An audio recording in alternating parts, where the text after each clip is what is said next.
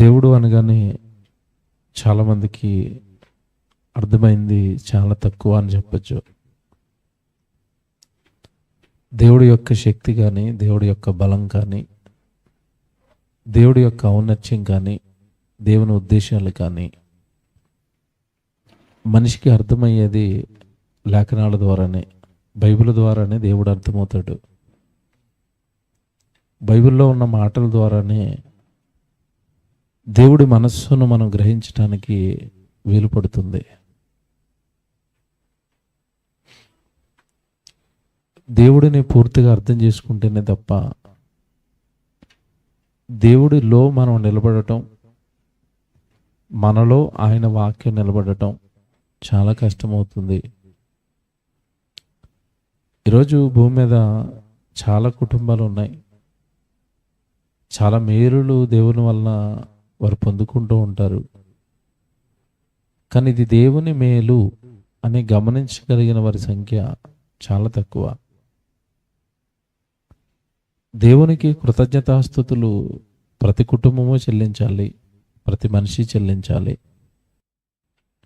చాలామంది ఆలోచన ఎలా ఉంటుంది అంటే,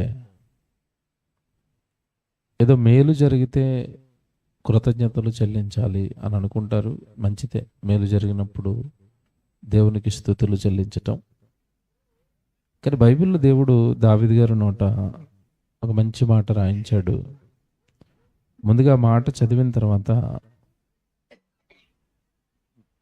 ముందు భాగంలోనికి మనం వెళదాం. కీర్తనల గ్రంథం 139వ కీర్తన మనం చూద్దాం. దావీదు గారు మాట్లాడుతూ కృతజ్ఞతాస్తుతులు మనుషులందరూ ఏ విషయాల్లో చెల్లించాలో ఆయన ఒక మాట పలుకుతారు. ముందుగా మాట చూసుకుని ఓ మంచి సందర్భాన్ని ఈరోజు మీకు బైబిల్లో నుండి అర్థం చేయిస్తాను. 139వ కీర్తన అందరూ తీసుకుందాం. 13వ వచనం చదువుదాం. 139వ కీర్తన 13వ వచనం. నా అంతరింద్రియములను నీవే కలగచేసితివి అన్నాడు. ప్రియులరా, నా అంతర ఇంద్రియములను నీవే కలగజేసితివి అన్నాడు. ఈ మాటను కొంచెం లోతుగా మనం ధ్యానిస్తే బ్లాక్స్ ఏర్పడతాయి, హార్ట్ అటాక్స్ వస్తున్నాయి.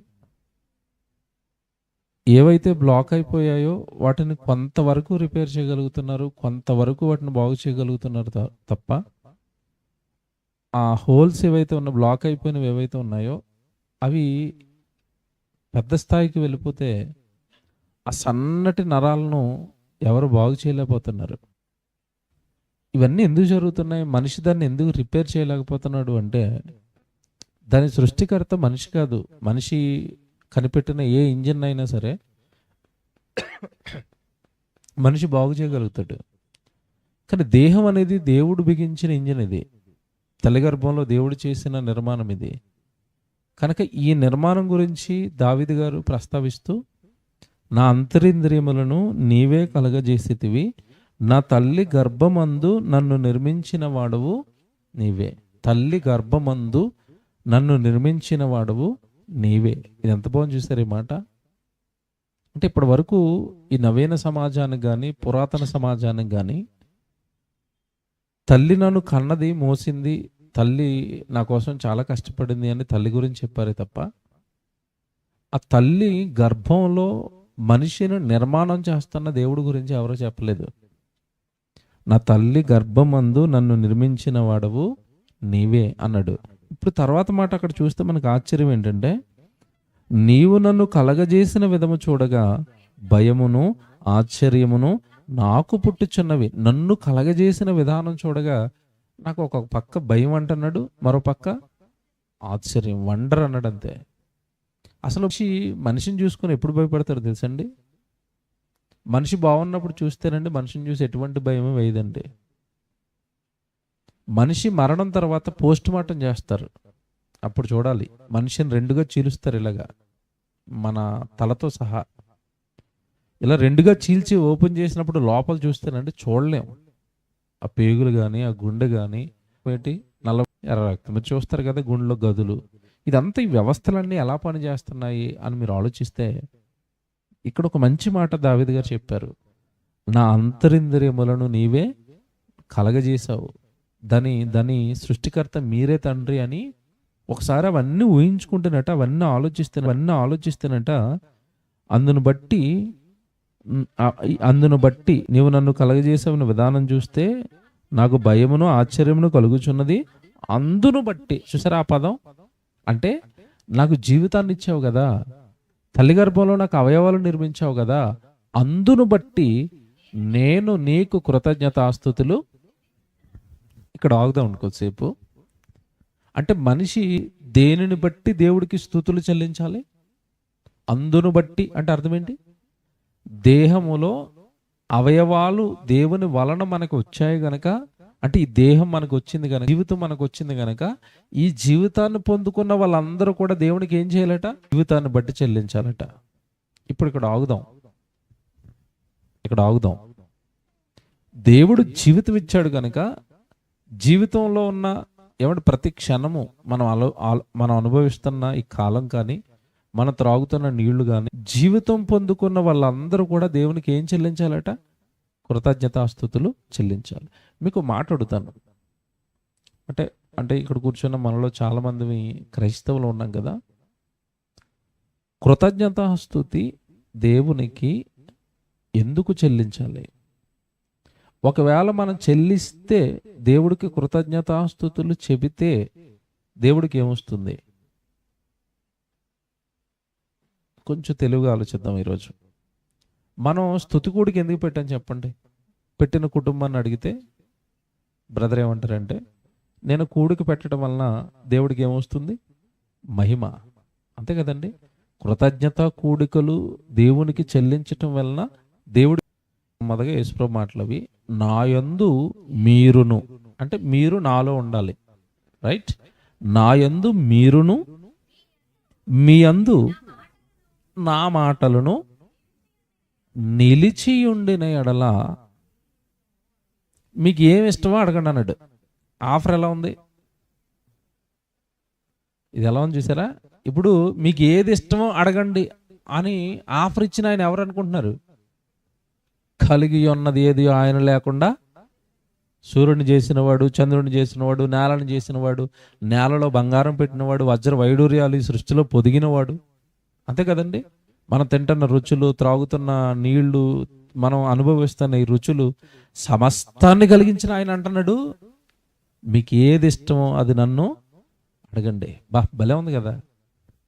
మళ్ళీ చదువుతున్నా 7వ వచనం ఎంత బాగుంటుందంటే, నా యందు మీరును, మీ యందు నా మాటలను నిలిచియుండిన ఎడల. అంటే చాలామంది వాక్యాన్ని వాళ్ళకి ఇష్టమైనవి పట్టుకుంటారు. అలా పట్టుకుంటే బైబిల్ అర్థం అవ్వదు. కింద మాట బాగుంది, ఏది? మీకు ఏది ఇష్టమో అడగండి. చాలా బాగుంది కదా ఇది. కానీ మరి పైది, మీకు ఏది ఇష్టమో అడగండి, కానీ కండిషన్ అప్లై. నాన్న అంటాడు అప్పుడప్పుడు, ఒరేయ్ ఎగ్జామ్స్ అయిపోయిన తర్వాత నీకు ఏది ఇష్టమో అడగరా, అది కొనిస్తాను. నీకు ఎక్కడ తీసుకెళ్ళమంటావో చెప్పరా, అక్కడ తీసుకెళ్తాను అంటాడు. ఆఫర్ బాగుంది, కానీ కండిషన్ పెడతాడు. ఏంటో తెలుసా? స్కూల్లో టాప్ ర్యాంక్ వస్తే తీసుకెళ్తాను అంటాడు. Condition apply. మీకు ఏది ఇష్టమో అడగండి అన్నట్టు కిందది బాగుంది. చాలామంది మొక్కలు కట్ చేసుకునే ప్రభునందు ఆనందిస్తారు, కానీ అసలు ఆ మాటల వెనకాల ఉన్న ఆంతర్యం మనం లోతుగా ఆలోచిస్తే, మీకు ఏది ఇష్టమో అది అడగండి, నేను ఇస్తాను. కానీ మొదట మీరు ఎలా ఉండాలంటే, మీరు నా యందు ఉండాలి. నెక్స్ట్, మీ యందు నా మాటలు నిలిచి ఉండాలి. ఇది చాలా పెద్ద సబ్జెక్ట్. దేవుడి మాటలు మనిషి యందు ఏముండాలట? నిలిచి ఉండాలి అంటే అర్థం, మన హృదయం నిండా ఎప్పుడు ఏముండాలట? ఆయన మాటలు ఉండాలట. ప్రభు మాటలు మన హృదయంలో పెట్టుకున్నట, అప్పుడు అడగాలట దేవుడిని ఏదైనా అడిగితే. నిజాలు మాట్లాడదాం. దేవుడి సన్నిధిలో మన హృదయం నిండా ఎప్పుడు దేవుడి మాటలే ఉంటాయా? ఉండవు. కానీ ఎక్కువగా దేవుడిని అడగడానికి ఇష్టపడతామా లేదా? ఇష్టపడతాం. కానీ ఇష్టపడుతున్న మనం, దేవుణ్ణి అడగాలని అనుకుంటున్న మనము, ఆయనే చెప్పాడు ఈ మాట, మీకు ఏది కావాలో నన్ను అడగండి, కానీ ముందు మీరేం చేయాలి? మీ యందు నా మాటలు నిలిచి ఉండాలి. నాన్న చెప్పింది చేస్తే పిల్లలు ఏది అడిగితే అది నాన్న కొంటాడు, అంతే కదండి. అమ్మ చెప్పింది చేస్తే ఏది వండి పెట్టమంటే అది అమ్మ వండి పెడుతుంది. ఇది మన కుటుంబంలో జరిగేది. అమ్మకి ఇష్టమైనవి చేస్తే అమ్మ అతనికి ఇష్టమైనవి ఇస్తుంది. నాన్నకి ఇష్టడుగా ఉంటే కొడుకు, నాన్న ఆ కొడుకుకి ఇష్టమైనవన్నీ ఇస్తాడు. ఇదే కండిషన్ దేవుళ్ళో ఉండదా? మీరు బాగా ఆలోచించండి. అంటే దేవుడిని చాలామంది ఎలా అర్థం చేసుకున్నారు అంటే, దేవుడు అనగానే ఏది అడిగితే అది ఇస్తూ ఉంటాడు, దేవుడు అనగానే మనకి ఇచ్చేవాడు అని అనుకున్నారు. ఇచ్చేవాడే, ఇవ్వగలిగిన శక్తిమంతుడు ఆయన. కానీ ఆయన చెప్పింది మనం పాటిస్తున్నామా? ఆ పదం చూసారు ఎంత బాగుందండి. నా యందు మీరును మీ యందు నా మాటలను నిలిచియుండి నీడల మీకు ఏది ఇష్టమో అడగండి అన్నాడా? ఇప్పుడు 8వ వచనం చదవండి, కంటిన్యూషన్ అది. ఒకవేళ మీకు ఇష్టమైనవన్నీ మీరు అడుగుతున్నప్పుడు 8వ వచనంలో కింద అంటాడు, ఇందువలన మీకు ఏది ఇష్టమో అది అడగండి, అది మీకు అనుగ్రహింపబడును, మీరు బహుగా ఫలించుట వలన. చూసారా? మీకు ఏది ఇష్టమో అది అడగండి, అది నేను మీకు ఇస్తాను, మీరు అలా ఫలించటం వలన నా తండ్రికి ఏమొస్తుంది అన్నాడు? మహిమ. అంటే ఇప్పుడు దేవుణ్ణి మనం ఎలా మహిమపరచాలి? ఈ పై వచనం పెద్దదే, కింద వచనం చాలా పెద్దదే. పైన ఏంటంటే దేవుడు మన కోరికలు నెరవేర్చాలి అన్నా, దేవుడు మన మొర వినాలి అన్నా, దేవుడు మనకు అనుకూలంగా మనం కోరుకున్నవన్నీ చేయాలి అన్నా ముందు మన హృదయం నుండి ఏముండాలట? దేవుని మాటలు. మీరు ఇది ఇక్కడ చేయి పెట్టండి. యోహాను సువార్త 8వ అధ్యాయం దగ్గర చేయి పెట్టండి. యెషయా గ్రంథం 59వ అధ్యాయానికి రండి. మీరు చాలా జాగ్రత్తగా ఇవన్నీ, అంటే దేవుడి మనస్సును తెలుసుకోవడానికి మనకి లేఖనాలు మార్గం. అంటే ఆయన్ని మనం ఎలా అర్థం చేసుకోవాలి, ఏం అడగాలి, ఎలా అడగాలి, దేవుడిని ఎలా అడిగితే దేవుడు మనం మొర వింటాడు అని మీకు తెలుసుకోవడానికి ఇవన్నీ లేఖనాలు ఉపయోగపడతాయి. మొదటి వచనం చూడండి, యెషయా గ్రంథం 59వ అధ్యాయం మొదటి వచనం. రక్షింపనేరకయుండునట్లు యెహోవా హస్తము కురచకాలేదు, విననేరకయుండునట్లు ఆయన చెవులు మందము కాలేదు. మీ దోషములు మీకును మీ దేవునికిని అడ్డముగా వచ్చెను, మీ పాపములు ఆయన ముఖమును మీకు మరుగుపరిచెను, కనుక ఆయన ఆలకింపకున్నాడు. మీ చేతులు రక్తము చేతను మీ వేళ్ళు దోషము చేతను అపవిత్రపరచబడి ఉన్నవి, మీ పెదవులు అబద్ధములాడుచున్నవి, మీ నాలుక కీడును బట్టి మాటలాడుచున్నది. చూసారా? అంటే మనిషట ఇలా పాడైపోయాడట. తన పెదవులు పాడయ్యాయట, తన హస్తాలు పాడయ్యాయట, తన చూపు పాడైందట, అపవిత్రతతో దేవుడికి ప్రార్థన చేస్తున్నాడట. అందుకే నేను మీ మొహాన్ని చూడలేకపోతున్నాను అన్నాడు. ఏమంటే ఇక్కడ మాట అడుగుతాను, కొంచెం జాగ్రత్తగా, సెన్సిటివ్ పాయింట్ నేను చెప్పేది, కొంచెం జాగ్రత్తగా ఆలోచించండి. మనిషి అన్నవాడు దేవుడితో మాట్లాడాలి అంటే మీలో పాపాలు ఉండకూడదు అంటున్నారు, పాపాలు చేసి మాట్లాడితే దేవుడు వినడు అంటున్నారు. అసలు చాలా మంది మేము పాపం చేస్తున్నాం క్షమించండి అని ప్రార్థన చేస్తాడు, అది వినడా అంటే అది వింటాడండి. తెలుసో తెలియకో దేవుడికి, దేవా మేము పాపం చేసాం, మీ పిల్లలమని మాకు తెలియదు, మీరు ఈ జీవితం ఇచ్చారని తెలియదు, ఈ జీవితాన్ని పవిత్రంగా నడిపించాలని మాకు తెలియదు, మేము తప్పు చేశామని పాప క్షమాపణ కొరకు ఏ పాపి దేవుడికి ప్రార్థన చేసినా ఆయన వింటాడు. కానీ జీవితకాలం మొత్తం పాపాలే చేస్తూ, పాపాలు మానకుండా, అపవిత్రమైన పనులు మానకుండా, నేను నా జీవితాన్ని మార్చుకోకుండా, దేవుడి మాటలు నా హృదయంలో పెట్టుకోకుండా నేను ప్రార్థన మాత్రమే చేస్తాను అంటే, అలా పాపం చేస్తూ అపవిత్రమైన కార్యాలు చేస్తూ ప్రార్థనలు చేస్తే వాళ్ళ ప్రార్థన దేవుడు ఏం చేయడట? వినడు. ఇది మీరు మనసులో పెట్టుకోండి. ఇప్పుడు ఏ అధ్యాయం చదివారు మీరు? యెషయా గ్రంథం 59వ అధ్యాయం చదివారు. మొదటి అధ్యాయానికి రండి ఒకసారి, 15వ వచనం. ఇదే యెషయా గ్రంథం మొదటి అధ్యాయం 15వ వచనం చూడండి.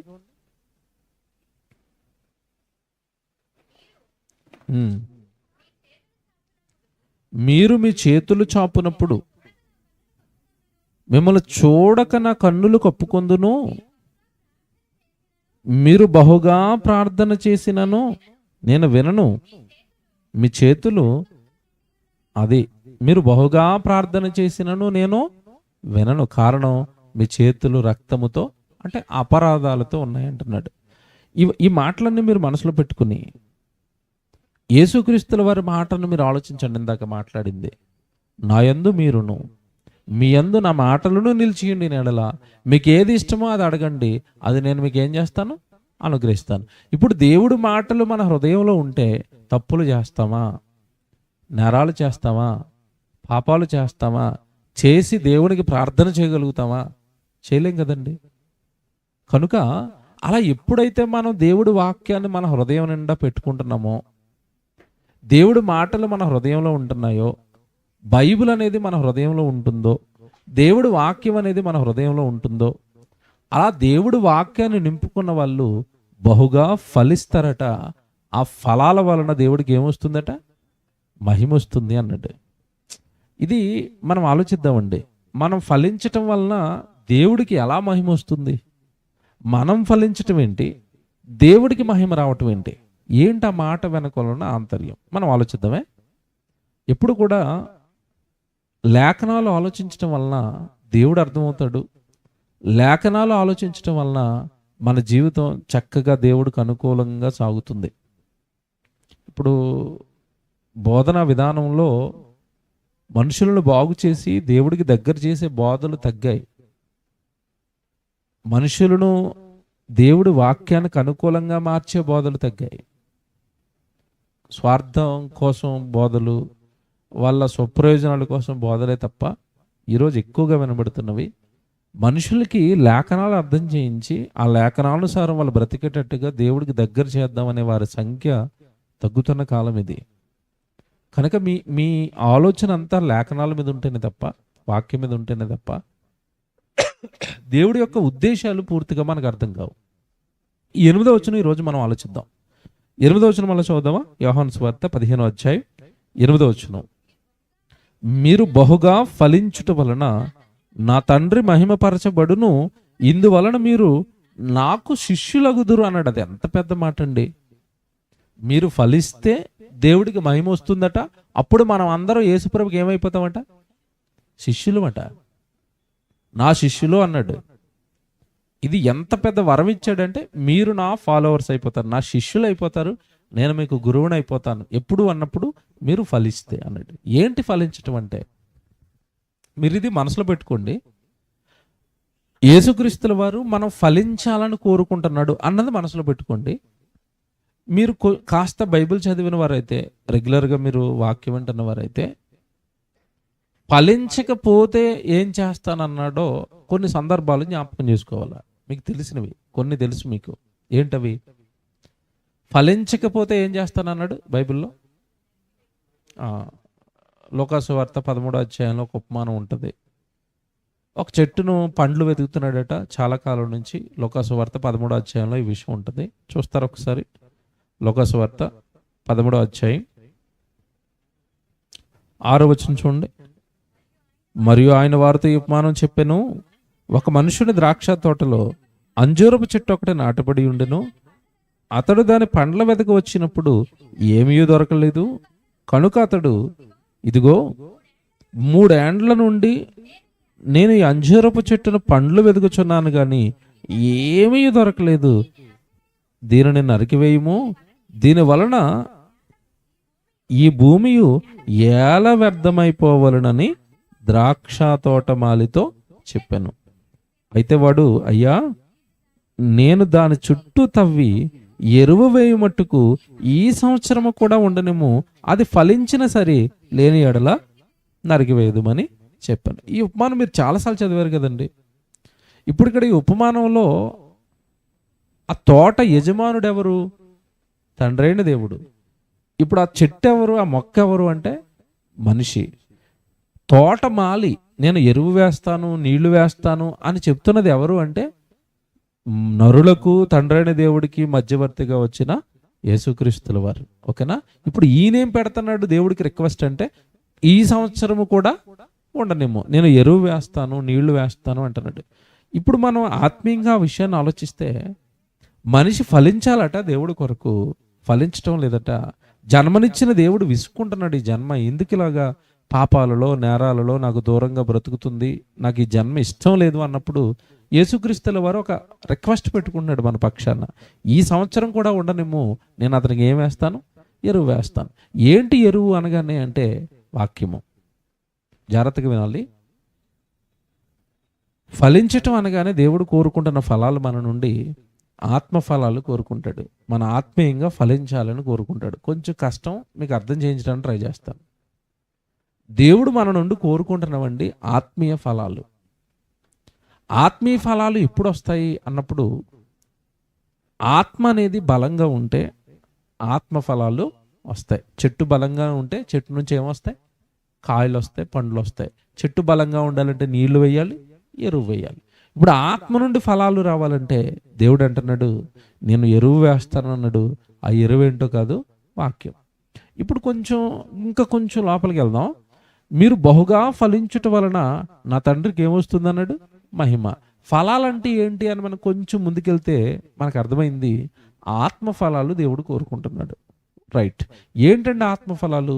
చూద్దామే ఒకసారి. గలతీ పత్రిక 5వ అధ్యాయం 22 చూడండి. గలతీలకు రాసిన పత్రిక 5వ అధ్యాయం 22వ వచనం. గలతీ పత్రిక 5వ అధ్యాయం 22. అయితే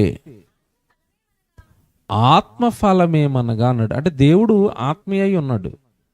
మనం ఆయనలో ఒక భాగంగా విడిపోయి ఈ శరీరంలో ఉంటున్నాం. 60-70 ఏళ్ళు ఈ శరీరంలో ఉంటాం. తర్వాత ఆత్మ శరీరం విడిపోతుంది, శరీరం మట్టిలోనికి వెళుతుంది, ఆత్మ దేవుని దగ్గరకు వెళ్ళాలి. సో దేవుని దగ్గరికి వెళ్ళవలసిన ఆత్మ ఫలాలే దేవుడు కోరుతాడు. ఆత్మ ఫలభరితం అవ్వాలని కోరుకుంటాడు. ఆ ఆత్మ స్ట్రాంగ్గా ఉండాలని కోరుకుంటాడు. ఆత్మ స్ట్రాంగ్గా ఉంటే ఈ శరీరపు పాపాలకు, శరీర నేరాలకు అదే అడ్డుకట్ట వేస్తుంది ఆత్మ. Spiritual growth. నీ ఆత్మ బలంగా ఉంటే, నీ ఆత్మలో తీవ్రత ఉంటే నీ శరీరం ఆటోమేటిక్గా కంట్రోల్లో ఉంటుంది. మనిషి ఎందుకండి వ్యభిచారం చేస్తాడు? మనిషి ఎందుకండి అబద్ధాలు ఆడతాడు? మనిషి ఎందుకండి పాపాన్ని దగ్గరగా ఉంటాడు అంటే అతని ఆత్మ వీక్గా ఉంది. ఆత్మ నడిపిస్తుంది శరీరాన్ని. శరీరంలో ఎప్పుడైతే ఆత్మలో ఎప్పుడైతే ఫలాలు లేవో, ఆత్మ ఎప్పుడైతే బలహీనపడిందో ఆటోమేటిక్గా శరీరం చేస్తున్న ప్రతి పాపానికి ఆత్మ ఒప్పుకుంటుంది. డ్రైవరు చక్కగా ఎక్స్పీరియన్స్ డ్రైవర్ అయితే, అనుభవం ఉన్న డ్రైవర్ అయితే కారుని చక్కగా తీసుకెళ్తాడు, కారుని యాక్సిడెంట్లు అవ్వకుండా తీసుకెళ్తాడు. అనుభవం లేని డ్రైవర్ అనుకోండి, కారుని ఎలా నడిపిస్తాడు? ఇంటికి వస్తామో లేదో అన్న గ్యారంటీ మనకి ఉండదు. అలాగే ఆత్మ లోపల వాక్యాన్ని బట్టి వృద్ధి పొందింది అనుకోండి, వాక్యంలో మంచి స్ట్రాంగ్గా ఉందనుకోండి, ఆత్మ శరీరాన్ని పాపాల వైపు వెళ్లకుండా నియంత్రించగలుగుతుంది. మీకు కొంచెం ముందుకెళ్ళేసరికి, ఇప్పుడు ఏదో తెలిసి తీరినట్టుగా అర్థమయ్యి అర్థం కానట్టుగా ఉన్నా కొంచెం ముందుకెళ్ళేసరికి విషయం క్లియర్ అవుతుంది. ఆత్మ ఫలములు ఏవనగా అని అక్కడ ఫస్ట్ ఫలం చెప్తాడు. 9 ఉంటాయి, కష్టం అవన్నీ మనం ఒక రోజులో నేర్చుకోవటం. కానీ అక్కడ ఫస్ట్ది ఉంటుంది చూడండి, ఆత్మ ఫలములు ఏమనగా అని. ఫస్ట్ది ఏం రాశారు చెప్పండి అక్కడ? ప్రేమ. అంటే మీరు బహుగా ఫలించటం వలన నా తండ్రికి ఏమొస్తుంది? మహిమ వస్తుంది అన్నాడు కదా. ఫలించటం అంటే ఏంటంటే, ఏంటి దేవా నువ్వు కోరుకుంటున్న ఫలాలంటే అందులో ఫస్ట్ ఫలం చెప్పాడు. ఏంటది? ప్రేమ. ప్రేమ అనే ఫలం మనలో ఉంటున్నట, మన నుండి తండ్రికి ఏమొస్తుందట? మహిమ. ఎలా? ఇది ఆలోచిద్దాం. ఈరోజు మనం కృతజ్ఞత కూడిక పెట్టడం వలన ఈ 2 గంటల సేపు దేవుడికి మహిమ వస్తుంది. బాగా వినాలి. ఈ 2 గంటల సేపు దేవుడికి మహిమ వస్తుంది. కానీ మన ఆత్మలో ఆత్మ ఫలమైన ప్రేమ మన జీవితంలోకి వచ్చింది అనుకోండి, రోజు మన జీవితం నుండి దేవుడికి మహిమ వస్తుంది. మీరు బహుగా ఫలించుట వలన నా తండ్రికి ఏమొస్తుంది? మహిమ. అంటే దేవుడిని మహిమ పరచాలి అంటే నీలోకి రావాల్సిన మొదటి ఫలం ప్రేమ. ప్రేమ అనే ఆత్మఫలం నీలోకి వస్తే ఆటోమేటిక్గా నీ జీవితాన్ని బట్టి రోజు దేవుడికి మహిమ వస్తుందట. ఎలాగో చెప్తాను. మనలో ప్రేమ ఉందనుకోండి, మనలో ఉందనుకోండి, ప్రేమకున్న ఒక స్వభావం ఏంటంటే, ప్రేమ అన్నిటినీ ఏం చేస్తుంది? సహించుకుంటుంది. ప్రేమ అన్నిటినీ సహిస్తుంది. భార్య భర్తల మధ్యలో ప్రేమ ఉందనుకోండి, వారు ఒకరినొకరు ఏం చేసుకుంటారు? సహించుకుంటారు, అర్థం చేసుకుంటారు. అప్పుడు ఆ కుటుంబాన్ని బట్టి ఆటోమేటిక్గా దేవుడికి ఏమొస్తుంది చెప్పండి? మహిమ. ఎలాగో చెప్తాను. ఇరుగు పొరుగు వాళ్ళ కుటుంబంలో ఉంటున్నప్పుడు మన దేవుని కుటుంబం, పొరుగువారు ఏదో ప్రభులోనికి రాని కుటుంబం అనుకోండి, మీకు తెలియదు కాదు, భార్య భర్తలు అన్న తర్వాత గొడవలు, విభేదాలు, అల్లరి జరుగుతూ ఉంటుంది. ఒక్కొక్కసారి కొట్టుకుంటారు, తిట్టుకుంటారు. కొంతమంది అయితే 4 గోడల మధ్య అయిపోద్ది, మరి కొంతమంది ఎక్కువ పంచాయతీ చేసుకుని ప్రజల మధ్యలోకి వచ్చేస్తారు.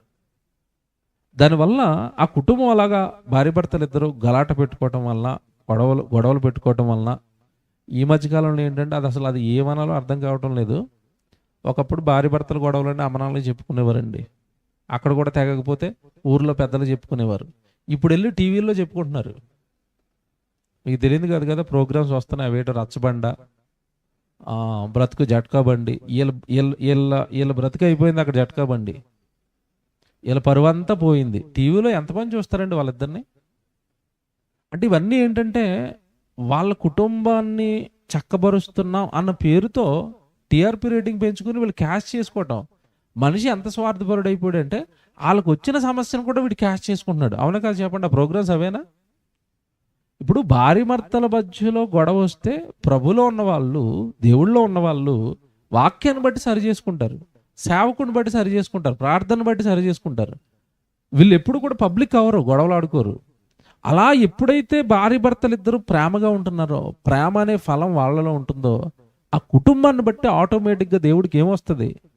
మహిమ. నిజంగానండి, భలే ఉంటారండి వాళ్ళు. అన్యోన్య దాంపత్యం అండి. ఎప్పుడు మాట అనుకోరండి, ఎప్పుడు గొడవలు ఆడుకోరండి. ఏంటంటే వాళ్ళిద్దరి మధ్యలో ప్రేమ అంటే వాళ్ళు చర్చికి వెళ్తారండి, యేసుప్రభు నమ్ముకున్నారటండి. యేసుప్రభు అనగానే అందరికీ గుర్తొచ్చేది ఏంటి చెప్పండి? పేరు. యేసుప్రభు కొన్న మరో పేరేంటి బయట? ప్రేమమయుడు, దయామయుడు, కరుణామయుడు, శాంతి సందేశం. ఎక్కడైనా గొడవలు జ్ఞాపకం వస్తాయి ఆయన పేరు చెప్పగానే? ఆయన పేరు చెప్పినా ఎవరికి ఏ గొడవ జ్ఞాపకం రావట్లేదంటే ఆయన నమ్ముకున్న మనలోనూ కూడా ప్రేమ వచ్చింది అనుకోండి, ప్రేమగా మనం ఉంటున్నాం అనుకోండి. నేను చెప్పేది భార్య భర్తలతోనే కాదు, భార్య భర్తలు మాత్రమే కాదు, మనం పని చేస్తున్న చోట కూడా మనం ప్రేమగా ఉంటున్నాం అనుకోండి. ఎవరండి ఇతను ఇలా డిఫరెంట్గా ఉంటాడు? ఏమండి మాట్లాడుతాను. ఇప్పుడు ఎవరైనా బయట మనుషులు ప్రేమగా ఉంటున్నారా? ప్రేమ అనేది మనుషుల్లో చూస్తున్నారండి? ప్రేమ ఉన్నా అది మన మీద స్వార్థంతో ఉండే ప్రేమ. అంటే మన వల్ల అతనికి ఏదైనా ఉపయోగం ఉంటేనో, మన వల్ల ఏదైనా అవసరత ఉంటేనో మన మీద ప్రేమ చూపిస్తారు. కానీ నిస్వార్థంగా ప్రేమించే ప్రేమికులు ఇప్పుడు ఉన్నారా? బయట కనబడుతున్నారు మనకి. ఒకప్పుడు మనుషుల మీద ప్రేమ, ఇప్పుడు పరిస్థితులు ఎలా ఉన్నాయంటే మనుషులకి ఏమైనా ఉంటే ప్రేమ, అంతే కదండి. వాళ్ళకి ఏమీ లేవనుకోండి, ప్రేమిస్తారా? వాళ్ళ చుట్టూ ఉంటారా? వాళ్ళ ఆప్యాయంగా పలకరిస్తారా? ఉండరండి. ఇప్పుడు మనుషుల ప్రేమ స్వార్థం అయిపోయింది. కానీ దేవుడు కోరుకున్న ప్రేమ ఏదైతే ఉందో అది ప్యూరిటీ. కులం చూడదు, మతం చూడదు, ప్రాంతం చూడదు, స్త్రీ చూడదు, పురుషుడు చూడదు, స్వచ్ఛంగా ప్రేమించగలుగుతాడు. ఎవరు ప్రేమించగలుగుతారు అంటే కేవలం యేసుక్రీస్తుల వారిని ఎరిగిన వాడు మాత్రమే అందరినీ స్వచ్ఛంగా ప్రేమించగలుగుతాడు. వాడిలో కపటం ఉండదు, వాడిలో స్వార్థం ఉండదు. వాడు ఏదో ఒక ఆలోచన మనసులో పెట్టుకుని మనుషుల్ని ప్రేమించడు. వీళ్ళు ప్రభులో ఉంటే చాలు అనుకుంటాడు, వీళ్ళు దేవుడు సన్నిధిలో ఉంటే చాలు అనుకుంటాడు, వీళ్ళు పాటలు పాడితే బాగుంది అనుకుంటాడు, వీళ్ళ కుటుంబం దేవుడు పనిచేస్తే ఎంత బాగుంటుంది అనుకుంటాడు. ఇలా స్వచ్ఛంగా ప్రేమించగలిగిన వాడు క్రైస్తవుడు. ఈ మాట మీరు ఇప్పుడు మనసులో పెట్టుకోండి. ఏంటి? మీరు ఫలించటం వలన నా తండ్రి మహిమపరచబడతాడు అంటే ఆ ఫలాలలో మొదటి ఫలం మనం ఏం చూస్తున్నాం? ప్రేమ. ప్రేమ మనలో ఉంటే ఆటోమేటిక్గా మనని బట్టి తండ్రికి ఎప్పుడు ఏమొస్తూ ఉంటుందని చెప్పాను? మహిమ. కొలీగ్స్ ఉన్నారండి, అనుజనులు అనుకోండి, ఇద్దరు జుట్టు పట్టుకుంటారు. కొన్ని సందర్భాలు మీకు తెలియదు కాదు కదా, ఆ పరిస్థితులు వస్తాయి. ఆఫీసుల్లో పనిచేసే దగ్గర అక్కడ ఇక్కడ కొట్టుకోవటం, తిట్టుకోవటం, అరుచుకోవటం. అదే ప్రేమ కొన్నవాడు ఏం చేస్తాడు చెప్పండి? ప్రభు నమ్మినవాడు ఏం చేస్తాడు? వస్తున్న సమస్యను ఏం చేస్తాడంటే భరిస్తాడు. కామ్ డౌన్, కూల్, ప్రశాంతంగా. పోలేనండి, ఏదో మనకు అన్యాయం చేశారు, మనకి ఏదో అక్రమం చేశారు. గొడవలు ఎక్కడే కదండి వస్తాయి. సహజంగా గొడవలు ఎక్కడ వస్తాయి, సమస్యలు ఎక్కడ వస్తాయి అంటే అతను మనకి ఏదో ఏం చేసేసాడు? అన్యాయం చేసేసాడు. ఇప్పుడు బైబిల్ చదివిన వాడు, మీరు మొదటి మాట మర్చిపోకూడదు. అక్కడ ప్రభు చెప్పిన 7వ వచనం, మీరు నా యందును మీ యందు నా మాటలను నిలిచియుండి ఎడల మీకు ఏది ఇష్టమో అది నన్ను అడగండి, అవన్నీ మీకు అనుగ్రహించబడును. అంటే దేవుడి మాటలు మన హృదయంలో ఉన్నప్పుడు ఎవరైనా మనకు అన్యాయం చేశారు అన్నప్పుడు లోకం ఎలా ఆలోచిస్తుందంటే అన్యాయం చేసిన వాడికి ఇమీడియట్గా మనం ఏం చేయాలి? అంతే కదండి. అన్యాయానికి ప్రతిగా అన్యాయం, అతను మనకి చేసిన కీడుకు ప్రతిగా మనం ఏం చేయాలి? కీడు చేయాలి. ఇప్పుడు బైబిల్లోకి వెళ్తే దేవుడు ఏమంటాడు? పేతురు గారు రాసిన మొదటి పత్రిక మీరు చూడండి, మాట ఎంత బాగుంటుందో. అంటే క్రైస్తవుల్లో ప్రేమ ఎలా పుట్టుకొస్తుందంటే దేవుడు వాక్యాన్ని బట్టి. ఆ దేవుడు మనకి ఎవరైనా అన్యాయం చేశారు అన్నప్పుడు ఎలా ఉండమంటున్నాడో ఓ మాట మీకు చూపిస్తాను. 3వ అధ్యాయం, పేతురు గారు రాసిన మొదటి పత్రిక 3వ అధ్యాయం 8, 9 వచనం చూద్దాం. చూడండి, పేతురు గారు రాసిన మొదటి పత్రిక 3వ అధ్యాయం 8వ వచనం 9వ వచనం. తుదకు మీరందరూ ఏకమనస్కులై ఒకరి సుఖదుఖముల యందు ఒకరు పాలుపడి సహోదర ప్రేమ గలవారును కరుణాచిత్తులను వినయ మనస్కులై ఉండండి. మీరు ఎలా ఉండాలంటున్నాడు యేసు ప్రభు? సహోదర ప్రేమ గలవారును. చూసారండి ఆ మాటలు ఎంత బాగున్నాయండి. సహోదర ప్రేమ గలవారును కరుణాచిత్తులను. అంటే కరుణమయుడు అంటే ఎవరు జ్ఞాపకం వస్తారు ప్రపంచానికి? యేసు ప్రభువే. మరి క్రైస్తవులు అవ్వలేదు కరుణమయులు. ఇప్పుడు ఎప్పటికీ ఆయన పేరు చెప్పుకోవడం తప్ప ఆయన ఫాలోవర్స్గా మనం కూడా సమాజానికి ఎలా కనపడాలి చెప్పండి? ఆ క్యారెక్టర్స్ మనలో రావాలి కదా. అందుకే ఇక్కడ రాస్తున్నాడు మీరు ఎలా ఉండాలంటే కరుణాచిత్తులను వినయ మనస్కులనై ఉండండి. 9వ వచనం, ఆశీర్వాదమునకు వారసులగుటకు మీరు పిలువబడుతురు గనుక కీడుకు ప్రతి కీడైనను దోషణకు ప్రతి దోషణ నిన్ను చేయక దీవించుడి. ఇక్కడ ఉందండి అసలు విషయం. చివరి పదం ఏంటి? ఎవరిని దీవించాలి? బాగుంది చూడండి ఇది. మనకు ఎవడైనా కీడు చేస్తుంటేనట, మన మీద ఎవడైనా చెడు చేస్తుంటేనట, వాడి దగ్గరికి వెళ్ళి మనం ఏం చేయాలట? God bless you. ఎవరు చెప్తాం గాడ్ బ్లెస్ యూ? మనం రియల్ ప్రాక్టికాలిటీలోకి వస్తే గాడ్ బ్లెస్ యూ అని మనం ఎవరిని అంటాం చెప్పండి? మంచి వాళ్ళని అంటాం. మనకి ఏదైనా మేలు చేస్తే వాళ్ళని ఏమంటాం? గాడ్ బ్లెస్ యూ అంటాం. మనకి కీడు చేసిన వాడిని గాడ్ బ్లెస్ యూ అంటే ఆ వ్యక్తిత్వాన్ని బట్టి దేవుడికి ఏమొస్తుంది? మహిమ.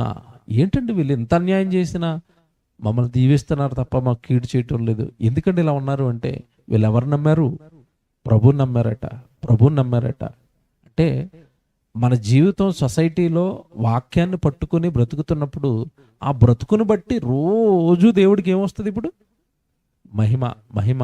యేసుప్రభు చెప్పిన మాట, మీరు బహుగా ఫలించుట వలన నా తండ్రికి ఏమొస్తుంది? మహిమ. ఆ ఫలం ఏంటంటే ప్రేమ.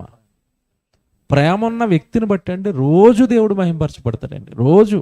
మీకు మాట చెప్తాను. నేను ఆదివారం రోజు every Sunday morning, early morning car వేసుకుని మా ఇంటి నుంచి ఫస్ట్ వర్షిప్కి మేదిపట్నం వెళ్తాను. ఇక్కడ బాచుపల్లి నుంచి మేదిపట్నం వెళ్తాను. నేను ఎర్లీ మార్నింగ్ వెళ్తాను అక్కడ ఫస్ట్ వర్షిప్కి. ఎర్లీ మార్నింగ్ పాపం మేము వచ్చే కాలనీలో నుంచి పెద్దగా ఆటోలు అవి ఏమి పొద్దున్న ఆదివారం రోజు అస్సలు తిరగవు, చాలా తక్కువ ఉంటాయి. నేను పాటలు పెట్టుకున్నాను, దేవుడి మాటలు అలా వెళ్ళిపోతూ ఉన్నాను. ఒక ఆవిడ కారు ఆపింది. ప్రభుని నమ్మలేదు. ఆవిడకి బొట్లు ఉన్నాయి. చిన్న పిల్లోడిని పట్టుకుని పాపం ఇలాగ అన్నీ ఆపుతుంది. ఎవరు ఆపటం లేదు. మామూలు కార్స్, ఆటోలు ఎత్తే ఆపుతారు, ఆటోలు రావట్లేదు. అప్పుడు నేను ఏదో పాటలు వినుకుంటూ వెళ్ళిపోతే అద్దంలో ఇలా చూశాను. పాపం ఆపింది కానీ నేను చూసుకోవాలి, ఇలాగ అంటుంది. మళ్ళీ వెనక్కి వెళ్ళి చిన్న పిల్లోడు ఉన్నాడు కదా, ఏంటి విషయం అని అడిగితే వాడికి జ్వరం వచ్చింది, హాస్పిటల్కి తీసుకెళ్ళాలి, చేపెడుతుంది. ఎర్లీ మార్నింగ్ పెద్ద ఆవిడ.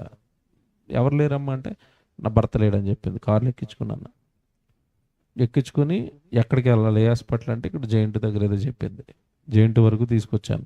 హాస్పిటల్ ఎక్కడమ్మంటే ఇక్కడెక్కడో హాస్పిటల్ చూపించింది. హాస్పిటల్ వరకు తీసుకుని నేను ఆ రూటే వెళ్తాను ప్రతిసారి. హాస్పిటల్ దగ్గర తీసుకెళ్తే డబ్బులు ఇవ్వడానికి ట్రై చేస్తుంది. వద్దమ్మా అని చెప్పాను. ఆవిడ ఆ కొద్దిసేపట్లో కారులో కూర్చొని నేను ప్రభు పాటలు పెట్టుకుని రావటం వలన కొద్దిసేపట్లోనే ఆవిడలో మంచి మనసు వచ్చింది. నాకు వద్దమ్మా, మీరు క్షేమంగా వెళ్ళిపోండి హాస్పిటల్ చూపించుకొని అని దింపేస్తే యేసుప్రభు మంచోడయ్యా అనుకుంటూ వెళ్ళింది. నాకు అసలు నేను ఆవిడకి ఏమీ చెప్పలేదు.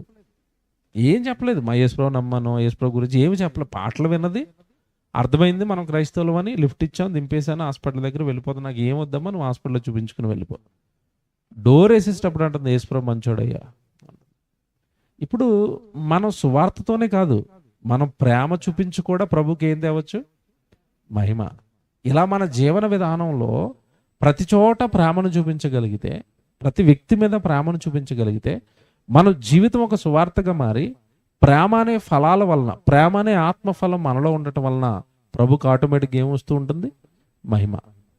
అయితే కొంచెం కష్టం, మీరు బాగా ఆలోచించండి. ప్రేమ యొక్క తీవ్రత అంటే, ప్రేమ మాటల దగ్గర చూపించే వాళ్ళు కొంతమంది ఉంటారు, ప్రేమను చిన్న చిన్న వాటితో చూపించే వాళ్ళు ఉంటారు, ప్రేమను బలంగా చూపించే వాళ్ళు ఉంటారు. రైట్? ఈ మూడు రకాల వ్యక్తులు మనకి తాసరపడుతూ ఉంటారు. మన అమ్మనాన్నలు మనకి వాళ్ళు మాటలతో కాదు చూపించేది ప్రేమ. దేంతో చూపిస్తారు చెప్పండి? క్రియలతో. వాళ్ళ జీవితాన్ని పణంగా పెట్టి, వాళ్ళ రక్తాన్ని పంచిచ్చి, వాళ్ళ గర్భంలో మనల్ని మోసి, మనం పెద్దవాళ్ళు అయ్యేంత వరకు, మనం మనకు కాళ్ళ మీద నిలబడేంత వరకు మన గురించి ఆలోచిస్తూ అమ్మనాన్నలు మనకిచ్చే ప్రేమ చాలా పెద్ద ప్రేమ. అది ప్రేమ అనగానే మాటలతో ప్రేమించేవాళ్ళు, ప్రేమ అనగానే క్రియలతో ప్రేమించేవాళ్ళు. వీరిద్దరూ మనకి తాసరపడుతూ ఉంటారు. అమ్మనాన్నలు క్రియలతో ప్రేమిస్తారు. యవనంలోనికి వచ్చిన తర్వాత యవనస్తులు ప్రేమ అనుకుంటూ తిరుగుతారు. అది ప్రేమే కాదు, జస్ట్ ఆ లేజ్ని బట్టి, ఆ శరీరంలో వచ్చిన మార్పును బట్టి ఏర్పడిన అట్రాక్షన్కి ప్రేమ అని పేరు పెట్టుకున్నారు. కానీ అది ప్రేమ అనడానికి బైబిల్ ఒప్పుకోదు. ఎందుకంటే ప్రేమ అనే పదానికి డెఫినేషన్ బైబిల్ చెప్పింది, నిర్వచనం చెప్పింది. ప్రేమ అంటే అర్థం ఏంటంటే, యోహాను గారు రాసిన మొదటి పత్రిక 3వ అధ్యాయం 16వ వచనం చూడండి. అసలు ప్రేమ అంటే అర్థం కూడా తెలియదు, ఈ సొసైటీకి తెలియదు.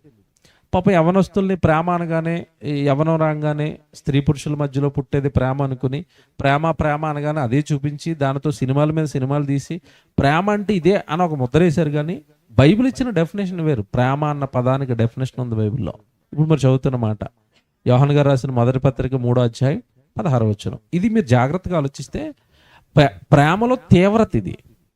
ఈ స్థాయికి తన పిల్లలు రావాలని కోరుకుంటున్నాడు దేవుడు. చదువుతారు, జాగ్రత్తగా వినండి. యోహాను గారు రాసిన మొదటి పత్రిక 3వ అధ్యాయం 16వ వచనం. ఆయన మన నిమిత్తము తన ప్రాణమును పెట్టెను. ఎవరు పెట్టారు మన కోసం ప్రాణం? యేసు ప్రభు. ఆయన మన నిమిత్తము ప్రాణము పెట్టెను గనుక, దీని వలన అంటే దేని వలన? ఆ శిలువ యాగము వలన, ఆ రక్తం కార్చటం వలన, దీని వలన ప్రేమ ఎట్టిదని. సరే, అది ఎలాగుందో, ప్రేమ ఏంటో మీరు దీని వలన తెలుసుకున్నారు. లేకపోతే మీకు ప్రేమ అంటే ఏంటో తెలీదు. బాగుంది బైబిల్. అసలు మీకు ప్రేమ అంటే ఏంటో తెలీదు. మీకు ఎలా తెలిసింది అంటే, యేసుక్రీస్తుల వారు తన ప్రాణం పెట్టాడు కనుక ప్రేమ ఎట్టిదని మీరు తెలుసుకున్నారు. అంటే ప్రేమ అంటే ఇప్పుడు బైబిల్ ఇచ్చిన నిర్వచనం ఏంటి చెప్పండి? ప్రాణం పెట్టడం ప్రేమ. ప్రాణం పెట్టడం ప్రేమ. ఒక మాట అడుగుతాను. ఇప్పుడు ఆయన మనల్ని ప్రాణం పెట్టి ప్రేమించాడు. ఆ కింద కంటిన్యూషన్ చదవండి అక్కడే మీరు బైబిల్లో. దీని వలన ప్రేమ ఎట్టిదని మనం తెలుసుకొనుచున్నాము, మనము కూడా. ఆగండి, మనము కూడా అంటే అర్థం ఆయన ప్రేమించటమే కాదు, మనం కూడా ఏం చేయాలి? ప్రేమించాలి. ఇప్పుడు మనం ఎలా ప్రేమించాలో చెప్తున్నాడు అక్కడ. మనము కూడా మన సహోదరుల నిమిత్తము మన ప్రాణములను ప్రాణం పెట్టడం అంటే, ఇప్పుడు యేసుప్రభు సిలువేయించుకున్నారు, అది ప్రాణం పెట్టడం అంటే, మనం కూడా ప్రాణం పెట్టాలంటే మనల్ని సిలువేయించుకోమనా? కాదండి. ప్రాణం పెట్టేంత ప్రేమ మీలో ఉండాలంటే అర్థం ఏంటంటే, ప్రాణము అనగానే బైబిల్ ఇచ్చిన అర్థమైనా, లోకం ఇచ్చిన అర్థమైనా, ప్రాణం అంటే మన శరీరంలో ఉన్న రక్తం. రక్తమే ప్రాణం. రక్తం పోతే ప్రాణం పోతుంది. ప్రాణం పెట్టండి అంటే అర్థం ఏంటంటే, మీ రక్తాన్ని మరొక సహోదరుడిని ప్రేమించటం కోసం ఖర్చు పెట్టండి. అది ప్రేమ. ఇప్పుడు ఈరోజు మనం ఈ కుటుంబంలో ప్రార్థనకు వచ్చాము. ఈ కుటుంబంలో మనం అందరం ప్రార్థనకు వచ్చామంటే మనం అందరం చక్కగా కూర్చొని వింటున్నాం. కానీ ఈ ప్రార్థన ఏర్పాటు చేసిన కుటుంబం చూశారు, ఆ కుటుంబం కొన్ని వేల రూపాయలు దీనికోసం ఖర్చు పెడతారు మనం తినే భోజనానికి. ఇప్పుడు ఆ భోజనం ఎలాగొచ్చింది ప్లేట్లోకి అంటే, ప్లేట్లోకి భోజనం ఎలా వచ్చిందంటే ఈ కుటుంబం ఖర్చు పెట్టింది ఆ ధనాన్ని. ఆ ధనం కుటుంబానికి ఎలాగొస్తుంది, ఆయనకి ఎలాగొస్తుంది ఆ ధనం చెప్పండి? ఆయన కష్టపడి పని చేస్తే ఆ ధనం చేతిలోకి వస్తుంది. కష్టపడి పని చేసేటప్పుడు ఏం జరుగుతుందంటే మన ఒంట్లో ఉన్న రక్తం చెమటగా మారిస్తేనే పని, కష్టపడటం. సో రక్తాన్ని ఖర్చు పెట్టి కష్టపడిన ధనాన్ని పట్టుకొచ్చి ఇలా ప్రభు పేరట ఒక కార్యానికి ఖర్చు పెడుతున్నారు అంటే, నా సహోదరులు అందరూ వచ్చి నా గృహంలో కూర్చుని వాక్యం వినాలన్న మనసు వాళ్ళకి వచ్చింది అంటే, సహోదరుల నిమిత్తం మేము ఏం పెట్టాలన్న మనసుకు వచ్చారు ఇప్పుడు వాళ్ళు? ప్రాణం. అంటే మా రక్తాన్ని, మా ధనాన్ని ఖర్చు పెట్టడం దేవుడి కొరకు ప్రాణం పెట్టడమే. కనుక ఈ స్థాయికి తన పిల్లలు రావాలట. ప్రేమ అనే ఆత్మఫలంలో ఈ స్థాయికి వచ్చేయాలట. ఎవరు? తన పిల్లలు. లోకం ప్రేమ అనగానే మాటలు చెప్తుంది, ప్రేమ అనగానే క్రైస్తవుడు క్రియలతో చెప్పాలి, నేను నాలో ప్రేమ ఉందండి అని. మీకు ఇంకా అర్థం అవడానికి ఇంకో మాట చూపిస్తాను దీనికి సపోర్ట్గా. మొదటి యోహాను గారు రాసిన మొదటి పత్రికే 3వ అధ్యాయం 18వ వచనం చూడండి. అక్కడే యోహాను గారు రాసిన మొదటి పత్రికే, అక్కడే ఉన్నారు కదా మీరు. 3వ అధ్యాయం 18వ వచనం చూడండి. చిన్నపిల్లలారా, మాటతోనూ నాలుకతోనూ కాక క్రియతోనూ సత్యముతోనూ ప్రేమించండి. ప్రేమ ఎలా ఉండాలట మంది? మాటతోనూ నాలుకతోనూ కాక క్రియతోనూ సత్యముతోనూ ప్రేమించండి. అలాంటి పిల్లలు నాకు కావాలి. నా వాళ్ళందరూ అలా ఉండాలి. ప్రభు మాటలు ఇవి. అలా ప్రేమ అనే ఫలాన్ని క్రియలతో మీరు చూపించగలిగితే, మీ క్రియల వలన, మీ ప్రేమ అనే ఆత్మఫలం వలన నా తండ్రి బహుగా మహిమ పరచబడతాడు. ఆ పదం అర్థమైంది ఇప్పుడు? అంటే ఒక్క వచనం బైబిల్లో అర్థం కావాలి అంటే, మీకు ఇదంతా ఎందుకు చెప్పానంటే, ఇప్పుడు బైబిల్లో ఒక్క వచనం మనకు అర్థం కావాలి అంటే, బైబిల్లో ఉన్న ఇన్ని సందర్భాలు తిరిగితే కానీ మనకి అర్థం కాదు. దేవుడి మాట ఒక్క మాట అర్థం కావాలంటే మిగతా బైబిల్లో ఉన్న మాటలన్నీ మనకు అర్థం కావాలి. బైబిల్ అండి ఒక సూత్రం మీద రాయబడింది. కనీసం టీచ్ చేసేవాళ్ళు, వినేవాళ్ళకి ఈ చిన్నపాటి సూత్రం కూడా చెప్పలేదు. ఇప్పుడు మనకి మ్యాథమెటిక్స్ ఉంటాయి. మనం మ్యాథమెటిక్స్లో లెక్కల్లో మనం ఏ లెక్క విడగొట్టాలి అన్న దానికి ఏముంటుంది చెప్పండి? ఒకటి సూత్రం ఉంటుంది కదా, ఫార్ములా ఉంటుంది కదా. ఆ ఫార్ములా లేకుండా, సూత్రం లేకుండా లెక్క సాల్వ్ అవుతుందా? రాదు. అలాగే బైబిల్ మాకు అర్థం కావట్లేదండి, చదువుతున్నాం అంటారు చాలామంది. సూత్రం ఒకటి ఇచ్చాడు దేవుడు. ఆ సూత్రాన్ని అప్లై చేయక మనకు బైబిల్ అర్థం కాలేదు. మేము ఆ సూత్రాన్ని పట్టుకున్నాం. అందుకే మేము, మా దగ్గర ఉన్న పిల్లలు అందరూ చక్కగా సూత్రాన్ని అప్లై చేయడం వల్ల బైబిల్లో ఉన్న ప్రతి మాట మాకు అర్థమవుతుంది. ఏంటి ఆ సూత్రం అంటే, మీరు ఇప్పుడు యోహాను సువార్తలో 15వ అధ్యాయంలో 7వ వచనం 8వ వచనం, ఆ 2 వచనాలు ఆలోచించడానికి ఇప్పుడు మన బైబిల్లో ఉన్న చాలా వచనాలు తిరిగాం కదా. ఇలా తిరిగితేనే మీకు అర్థమవుతుందని బైబిల్లో దేవుడు చోట రాశాడు. ఆ టీచింగ్ సూత్రం అనేది బైబిల్లో నుంచి ప్రజలకు ఇవ్వక బైబిల్ అర్థం కాని పుస్తకంగా మారిపోయింది. యెషయా గ్రంథం మీరు ఒకసారి చూడండి. అంటే బైబిల్ చదివేటప్పుడు బైబిల్ అర్థం కావాలి అంటే మీరు ఈ సూత్రాన్ని ఫాలో అవ్వాలని చెప్పాడు దేవుడు. యెషయా గ్రంథం 34వ అధ్యాయం 16వ వచనం చూడండి. యెషయా గ్రంథం 34వ అధ్యాయం 16వ వచనం. యెహోవా గ్రంథమును ఎలా చదవాలట? చూసారండి, ఈ పరిశీలించి అన్న పదం ఎందుకు వాడాడు అంటే, యెహోవా గ్రంథమును మీరు మామూలుగా చదివితే అర్థం కాదు, పరిశీలించాలి. మీకు గుర్తుందా, చిన్నప్పుడు మనకి ఈనాడు బుక్లో డాట్స్ వచ్చేవి, చుక్కలు వచ్చేవి. ఆ చుక్కల దగ్గర ఒక నెంబర్ వచ్చేది. చుక్క దగ్గర 1 నెంబరు, ఈ చుక్క దగ్గర 7 నెంబరు, ఈ చుక్క దగ్గర 5 నెంబరు వచ్చేది. ఆడు చుక్కలన్నీ పెట్టి నెంబర్స్ వేసి కింద మ్యాటర్ రాసేవాడు. ఏమని? ఈ క్రింది చుక్కలను మీరు ఏం చేయాలి? కలపండి. కలిపితే ఏమొస్తుంది? బొమ్మ వస్తుంది. కానీ కలిపేటప్పుడు కండిషన్ అప్లై. ఎలా కలపాలి? అక్కడ నెంబర్ వేస్తాడు కదండి. 1 తర్వాత కరెక్ట్గా నువ్వు ఎక్కడ పట్టుకెళ్ళాలి? గీత 2కే పట్టుకెళ్ళాలి. 2 నుంచి 3కే పట్టుకెళ్ళాలి. అలా పట్టుకెళ్తేనే బొమ్మ వస్తుంది. చుక్కలు ఉన్నాయి కదా, గీతలు ఉన్నాయి కదా, నేను గీస్తాను ఎటు పడతాడంటే బొమ్మ వస్తుందా? రాదు. ఇప్పుడు బైబిల్లో ఉన్న వచనాలు ఎందుకు అర్థం కావంటే, ఒక సూత్రం ప్రకారం చదువుకోండి అన్నారు. మనలో సూత్రం పక్కన పడేసి ఇష్టం వచ్చి చదువుతున్నారు. ఏంటి సూత్రం? ఇప్పుడు చెప్తారు. యెహోవా గ్రంథమును మీరు పరిశీలించి చదువుకోండి. ఎందుకంటే తర్వాత 28వ అధ్యాయం, క్షమించండి, 28వ అధ్యాయం 13, 28, 13 చూడండి. 28వ అధ్యాయం 13వ వచనం అండి. యెషయా గ్రంథం 28వ అధ్యాయం 13వ వచనం అండి. 13వ వచనం. ఆజ్ఞ వెంబడి ఆజ్ఞ 13లో మధ్యలో చదువుతున్నారండి. యెషయా గ్రంథం 28వ అధ్యాయం 13వ వచనంలో మధ్యలో చదువుతున్నారు. మధ్యలో ఆజ్ఞ వెంబడి ఆజ్ఞ, ఆజ్ఞ వెంబడి ఆజ్ఞ, సూత్రము వెంబడి సూత్రము, సూత్రం వెంబడి సూత్రము, కొంత ఇచ్చట కొంత అచ్చట, యెహోవా వాక్యము మీకు. వాక్యం ఎలా వచ్చిందట? కొంత అచ్చట కొంత ఇచ్చట. అచ్చటున్నది ఇచ్చటున్నది నువ్వు కలుపుకుంటే నీకు బొమ్మ వస్తుంది. అంటే వాక్యంలో ఉన్న భావం బయటకు వస్తుంది. ఇది సూత్రం. యెహోవా వాక్యం వరుసగా రాలేదు. నువ్వు వరుసగా చదువుకుంటూ వెళ్ళిపోతానంటే న్యూస్ పేపర్ అర్థమవుతుంది, కానీ బైబిల్ అర్థం కాదు. యెహోవా వాక్యం కొంత ఇచ్చట కొంత అచ్చట, అక్కడున్నది ఇక్కడున్నది నువ్వు కలుపుకుంటే దేవుడు అర్థమవుతాడు, బైబిల్ అర్థమవుతుంది. అలా నువ్వు పరిశీలించి చదవాలని ఈ ఫజిల్గా బైబిల్ దేవుడు పెట్టాడు. మీరు ఎంతో చదువుకున్న మాట చూడండి, మీరు బహుగా ఫలించటం వలన నా తండ్రికి ఏమొస్తుంది? మహిమ. ఇప్పుడు ఆ వచనానికి ఫార్ములా అప్లై చేసాం. ఏంటి ఫార్ములా? యెహోవా వాక్యం కొంత ఇచ్చట కొంత అచ్చట, ఫలిస్తే తండ్రికి మహిమ అన్నప్పుడు ఏంటి తండ్రి ఫలాలు అని అడిగితే గలతీ పత్రిక వెళ్ళమన్నాడు. వెళ్ళాము గలతీ పత్రికకి 5:22. అక్కడ ఏముంది? ఆత్మ ఫలాలు అన్నాడు. ఏంటి తండ్రి అంటే ప్రేమ. ఏంటి తండ్రి ప్రేమ అంటే 1 యోహాను 3:16కి వచ్చాం. ఇలాగ ఫజిల్ను ఛేదించాలి సూత్రంతో. ఏంటి సూత్రం? యెహోవా వాక్యం కొంత ఇచ్చట కొంత.